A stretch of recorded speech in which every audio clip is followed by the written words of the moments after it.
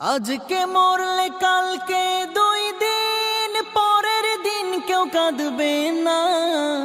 যাদের জন্য করলা কামাই মরলে তারা চিনবে না। আজকে মরলে কালকে 2 দিন পরের দিন কেউ কাঁদবে না। যাদের জন্য করলা কামাই মরলে তারা চিনবে না। থাকতে সময় করো আমল, ঈমান করো খাঁটি। থাকতে সময় করো আমল, ঈমান করো খাঁটি।